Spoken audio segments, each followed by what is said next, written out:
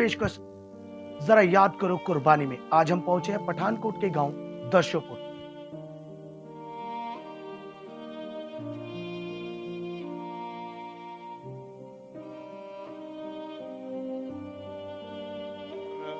जो तिरंगे में उसकी डेड बॉडी लिपटी हुई जहाँ घर में आई, तो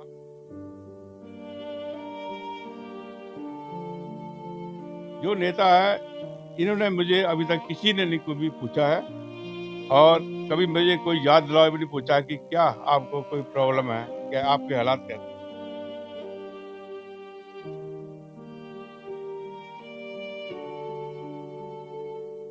मेरी आखिरी बार मेरी बेटा मेरा 30 जून को गया था घर से, 30 जून को, और तब से नहीं वापस नहीं आया। मैं देखती रही हूँ, नहीं आया।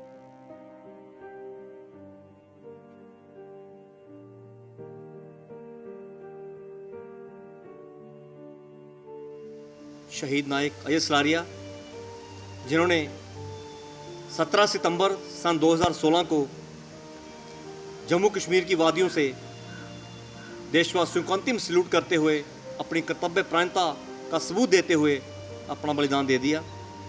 आज शहादत के 4.5 साल गुजर जाने के बाद भी उनके माता पिता की आंखें नम हैं। जय हिंद दोस्तों। सरहद पर जब कोई सैनिक शहीद होता है तो वो अपने देश के बारे में सोचता है और देश के लिए शहीद हो जाता है।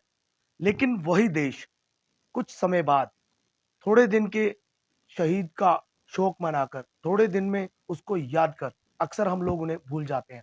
और एक शहीद तब नहीं मरता जब वो शहीद होता है, वो तब मरता है जब लोग उसे भूल जाते हैं।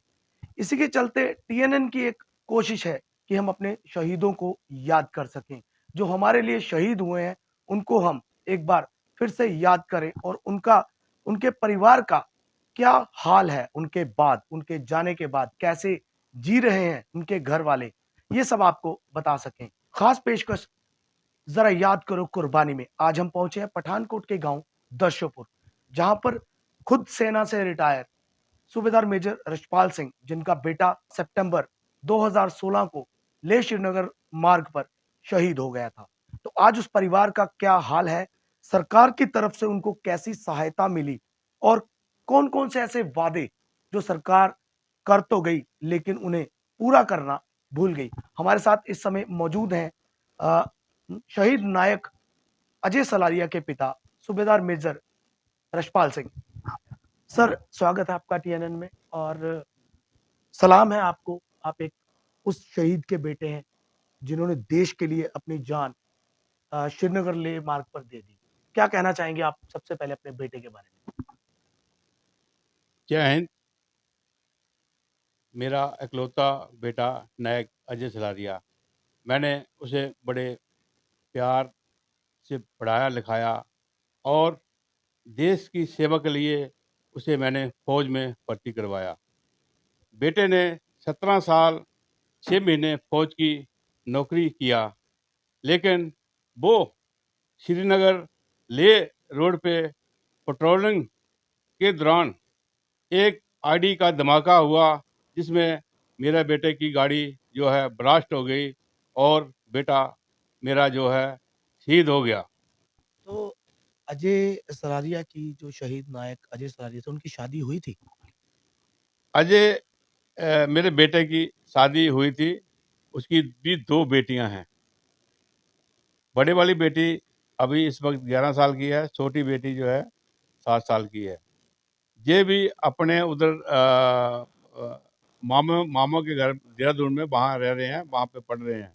उनकी भी कोई हेल्प नहीं हो रही वहाँ पे भी। सरकार की तरफ से उनको भी कोई हेल्प नहीं मिली?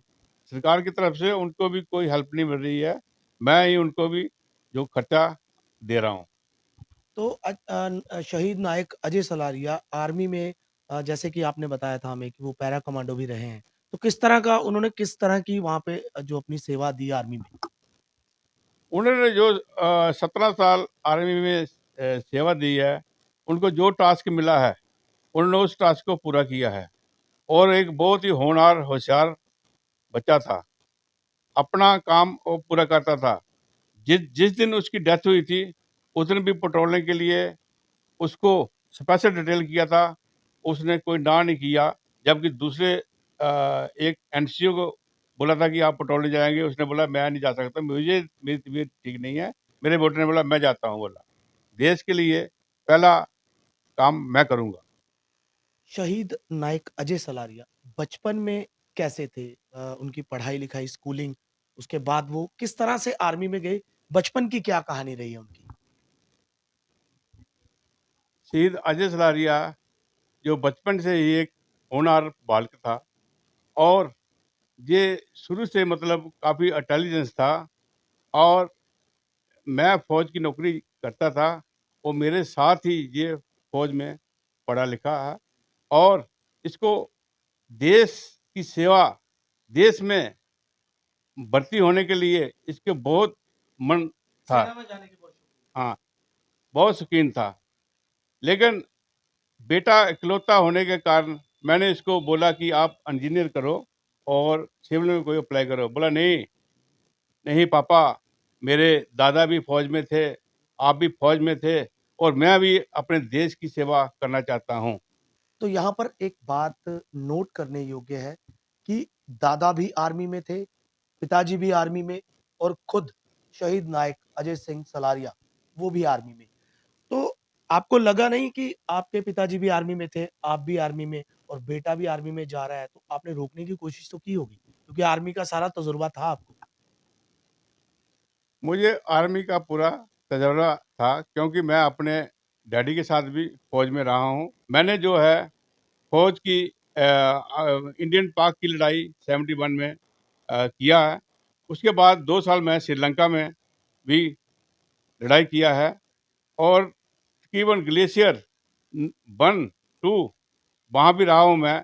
मैंने भी काफ़ी हार्ड नौकरी किया था और आगे बेटा भी मेरा जो है उसको भी यही उम्मीद थी कि मेरे डैडी अगर इतनी कुर्बानी देश के लिए कर रहे हैं, तो मैं क्यों पीछे रहूँ? मैं भी देश के लिए कुछ बनूँ। ये ग्लेशियर में फर्स्ट पोस्टिंग इसकी ग्लेशियर में थी। ग्लेशियर से ये दोबारा बाहर देश कांगो साउथ अफ्रीका में गया। वहाँ भी ये 6 महीने रह के आया है। पैरा कमांडो में भर्ती हुआ था। जब मेरा बेटा शहीद हुआ था तो उस वक़्त मेरे को एक फ़ोन आया था कि आपके बेटा जो है ऐसे-ऐसे कैज़ुअल्टी हुआ है। वहाँ पे मुझे कुछ नहीं बताया। मुझे यही ब बताया था कि आपका बेटा जो है वो एक्सीडेंट हो गया और उसके आगे मुझे कुछ नहीं बताते थे। मैं 2-3 घंटे लगातार अपनी उसकी यूनिट में फ़ोन करता रहा कि क्या हुआ बेटे को? मैं जहाँ पठानकोट से जम्मू, जम्मू से श्रीनगर बाय एयर आ रहा हूँ। तो फिर मुझे उन्होंने ये जवाब दिया कि आप अभी मत आना बोला, अभी बेटा सीरियस है, कुछ देर के बाद हम आपको इन्फॉर्मेशन करेंगे। ये ऐसे ही 2 घंटे तक मेरा जो है उनके साथ डिस्कशन चलता रहा। लेकिन एंड में उन्होंने ये बता दिया मुझे तकरीबन 10 बजे कि सॉरी साहब, आपके बेटे को हम बचा नहीं पाए। बस इतना सुनते ही मेरा तो इकलौता बेटा था, मेरे घर में पूरा सन्नाटा-सा छा गया। जिससे माँ, बहन, उसकी वाइफ़ सभी काफ़ी रोना-चिल्लाना शुरू कर दिया। तो मुझे मेरे होश जो है उपलब्ध थे, लेकिन मैंने भी ये सोचा कि आप लोग हौसला करो, कुछ नहीं है, ऐसे खबरें आती रहती हैं। लेकिन फिर दोबारा मैंने फ़ोन किया, तो मुझे वही जवाब मिला कि आपके बेटे को हम बचा नहीं पाए हैं, सॉरी साहब। उसके बाद आपको पता चला कि एग्ज़ैक्टली वहाँ पर हुआ क्या था? किस तरह से आईडी ब्लास्ट हुई जैसा आपने बताया, क्या हुआ था वहाँ पर? मैं वहाँ उनसे यूनिट वाले से पूछता रहा भाई क्या हुआ है? उन्होंने मुझे ये बोला था कि इनकी एक सब्सिडियरी पेट्रोल जा रही थी। पेट्रोल में आपका बेटा कमांडर था, आगे फ्रंट सीट में बैठा था, तो एक आईडी ब्लास्ट हुआ था, जिससे ड्राइवर की आँख में एक शेलिंग लगा था और गाड़ी जो है वहीं पे पलट जाती है और मेरा बेटा जो है शहीद हो जाता है और जो पीछे बैठा था उसकी कमर रीढ़ की हड्डी टूट जाती है। दूसरे दिन उसकी डेड बॉडी जो जम्मू आई है जम्मू से जम्मू से वो बाई व्हीकल जहाँ पठानकोट पहुंची है, उसके साथ उनकी झुंड के कुछ नुमाइंदे आए थे, जो तिरंगे में उसकी डेड बॉडी लिपटी हुई जहाँ घर में आई, तो हमें तब तक भी यकीन नहीं हो रहा था कि हमारा बेटा जो है शहीद शहीद हो नहीं सकता। फिर भी उन्होंने जहाँ हमारे घर में उसकी जो बॉडी है तकरीबन 10-15 मिनट रखा है और उसके बाद शमशान घाट के लिए जाना शुरू हो गया। एमएलए असनी साहब आए थे और मंत्री रमन पल्ला, मास्टर मोहनलाल सर आए थे। तमाम वादे हुए होंगे तब। तब हमें रोते चिल्लाते परिवार के आंसू पोंछते हुए उन्होंने बोला कि ये तो बहुत अ, बड़ा केस हुआ है, कोई बात नहीं, आपके परिवार को हम देखेंगे, हम इसकी याद में गेट बनाएंगे और जो हो सकता है गवर्नमेंट आपको फैसिलिटी देगी और हम भी आपकी पूरी मदद करेंगे। इन 4 सालों में वो मदद हुई, इन 4 सालों में वो वादे पूरे हुए। इन 4 सालों में हमारा कोई भी वादा नहीं हुआ और तब से हमारे घर में कोई भी नहीं आया है। मैं हर साल अपने बेटे की शहादत का दिन मनाता हूँ, उसको याद करते हैं हम और उसकी झुंड के भी कुछ नुमाइंदे जहाँ मेरे घर में आते हैं और मेरी झुंड जबकि मुझे 22 साल रिटायर हुए हो गया है, मेरी झुंड का भी जो सीईओ है, अपनी एक छोटी-सी टुकड़ी जहाँ मेरे घर में बेचता है और अ, उसका हम दिन शोक दिन मनाते हैं। तो आर्मी को तो अपना फर्ज याद है, चाहे वो आपकी यूनिट हो या आपके बेटे की यूनिट हो, 10 जैक राइफल, तो उनको याद है, लेकिन नेताओं को, गवर्नमेंट को, हमारे राजनेताओं को ये चीजें भूल चुकी हैं। आर्मी की तो मेरे को अभी भी उनका फ़ोन आता है और मेरी झुंड से भी मेरा फ़ोन आता है, जो मेरे जहाँ जो बेटे की जहाँ मेमोरियल बनाई है, वो आर्मी वाले जहाँ आए थे पेंटिंग डेंटिंग करने के लिए, उन्होंने मेरी काफ़ी हेल्प की है।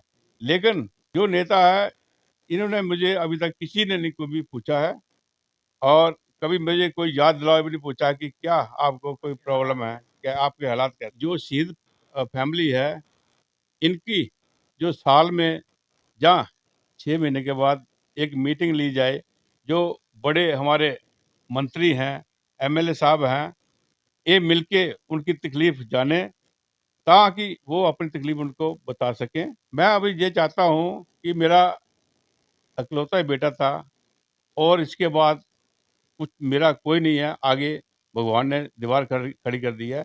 लेकिन मेरी नेता लोगों से ये रिक्वेस्ट है कि मेरे बेटे की याद में या तो कोई स्कूल का नाम होना चाहिए, जहाँ कोई स्टेडियम, जहाँ कोई आर्मी गेट, जहाँ कोई अपना कोई ऐसी चीज़ जिसमें मेरे बेटे की याददाश्त रहे, ताकि मेरा पीछे जो परिवार है, जो उसके बच्चे हैं, दोहरा-पोता जो भी है, ये देश के लिए मैं उनको यही गाइड करता हूँ कि बेटा जब तक जीना है, अपने देश की सेवा करना है और देश के लिए ही हम मर मिटेंगे। एक बात जो आपके बारे में, कभी भी जब कोई शहीदी समारोह मनाए जाते हैं, तो वहाँ पर आपके बारे में एक बात कही जाती है कि जो आपने मेमोरियल बनाया है, वहाँ पर आपने उनकी एक मूर्ति बनाई है अपने बेटे की, और आप सुबह-शाम उस मूर्ति को, उसकी पूजा करते हैं, और क्या करते हैं वो थोड़ा-सा बताइए? हम डेली सुबह उठते हैं, सबसे पहले जो मैंने बेटे की मेमोरियल बनाया है, उसके जो है साफ-सफाई करता हूँ, उसके बाद धूप बत्ती डेली जलाता हूँ और उसके बाद हम अपने घर का जो नाश्ता तब खाते हैं, पहले उसको भोग लगा के, तब हम नाश्ता ग्रहण करते हैं। तो ये थे हमारे साथ रिटायर्ड सूबेदार मेजर रशपाल सिंह, जिनका कहना है कि सरकारें अक्सर भूल जाती हैं, और जो शहादत हमारे नौजवान, हमारे ऑफिसर डिफेंस के देते हैं, उसके एवज में सरकारें भूल जाती हैं, किए हुए वादे भुला दिए जाते हैं, और फिर उनको छोड़ दिया जाता है उनके खुद के हालातों पर। मांग सिर्फ इतनी सी कि उनके बेटे के नाम की कोई यादगार चीज बन जाए, कोई गेट बन जाए, कोई स्कूल बना दिया जाए, कोई स्पोर्ट्स स्टेडियम बना दिया जाए, कोई संस्था बना दी जाए। तो एक बार आप सोचिए कि क्या ये कोई बड़ी मांग है या फिर ऐसी मांग है कि जो हमारे नेता, जो हमारी सरकारें पूरी नहीं कर सकती। तो बातचीत जारी रहेगी। अब हम उनकी माताजी से भी बात करेंगे, शहीद नायक अजय सरारिया जी की।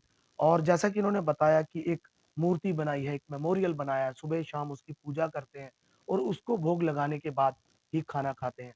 ऐसा परिवार जो देश के लिए आज भी सेवा कर रहा है। जब शहीद नायक अजय सलारिया के दादाजी आर्मी में थे, जब उनके पिताजी आर्मी में थे, जब वो खुद आर्मी में थे, तब भी सेवा की और आज भी देश के लिए उनका आर्मी के लिए, सेना के लिए उनके मन में वही भाव है। उनका कहना है कि आर्मी हमें नहीं भूली है, लेकिन समय की सरकारें हमें भूल चुकी हैं।